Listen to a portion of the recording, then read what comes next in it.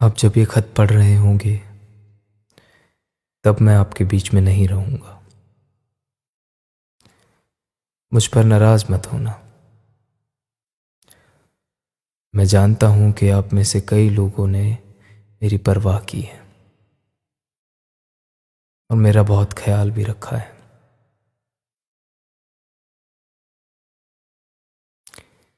मैं हमेशा से लेखक बनना चाहता था, विज्ञान का लेखक, कार्ल सेगन की तरह। मैं हमेशा से लेखक बनना चाहता था, विज्ञान का लेखक, कार्ल सेगन की तरह। लेकिन अब मैं बस ये पत्र ही लिख पाऊंगा।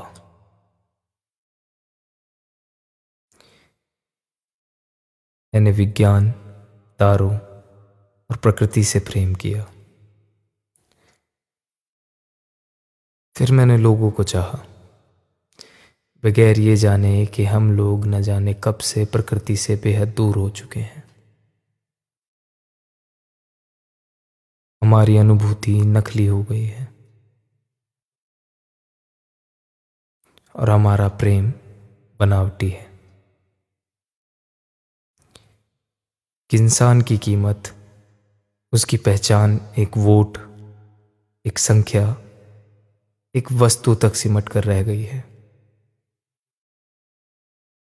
कोई भी क्षेत्र हो, अध्ययन में, राजनीति में, मरने में, जीने में, कभी भी किसी व्यक्ति को उसकी बुद्धिमानता से आंका नहीं गया। मैं इस तरह का खत पहली बार लिख रहा हूं। मैं पहली बार अंतिम पत्र लिख रहा हूं।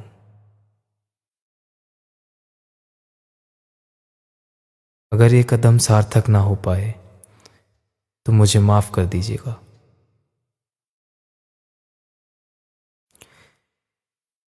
हो सकता है इस दुनिया, प्यार, दर्द, जिंदगी और मौत को समझ पाने में मैं गलत था। कोई जल्दी नहीं थी, लेकिन मैं हमेशा से जल्दी में रहा था। एक जिंदगी शुरू करने की हड़बड़ी में था। इसी क्षण में कुछ लोगों के लिए जिंदगी अभिशाप है। मेरा जन्म मेरे लिए एक घातक हादसा है। अपने बचपन के अकेलेपन से मैं कभी उभर नहीं सका।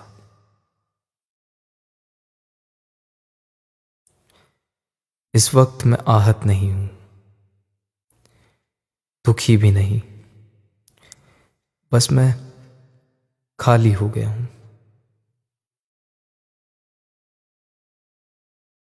ये दुखद है कि इसी वजह से मैं ऐसा कर रहा हूं।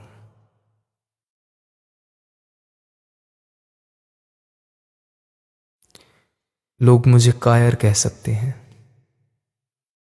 और जब मैं चला जाऊंगा तो स्वार्थी या मूर्ख भी समझ सकते हैं। मुझे कोई फर्क नहीं पड़ता कि मुझे क्या कहा जा रहा है। मैं मौत की बात की कहानियों, भूतों या आत्माओं में विश्वास नहीं रखता। अगर किसी बात पर विश्वास करता हूं तो वो ये है कि मैं अब सितारों की सैर कर सकूंगा और दूसरी दुनिया के बारे में जान सकता हूं।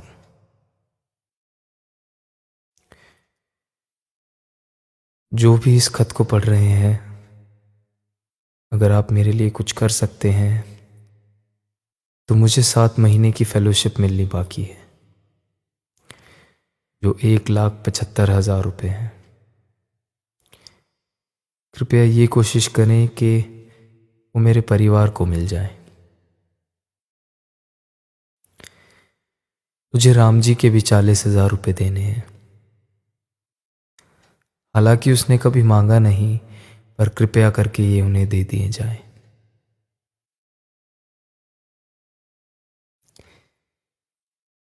मेरी अंतिम यात्रा को सहज और शांतिपूर्ण रहने दें। ऐसा व्यवहार करें कि मैं बस आया और चला गया। मेरे लिए आंसू ना बहाएं। बस ये समझ लें कि मैं जिंदा रहने से मरने में ज़्यादा खुश हूँ। उमा अन्ना, मुझे माफ़ कीजिएगा कि ऐसे काम करने के लिए मैं आपका कमरा इस्तेमाल कर रहा हूँ।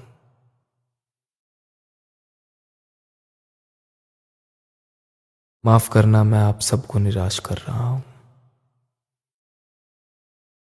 आपने मुझे बेहद प्यार दिया। मैं आपके उज्जवल भविष्य के लिए ढेर सारी शुभकामनाएं दे रहा हूँ।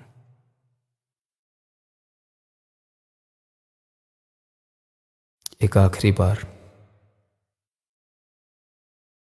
जय भीम।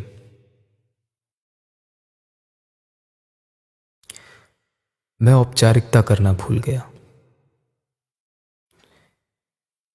मेरी खुदकुशी के लिए कोई जिम्मेदार नहीं है।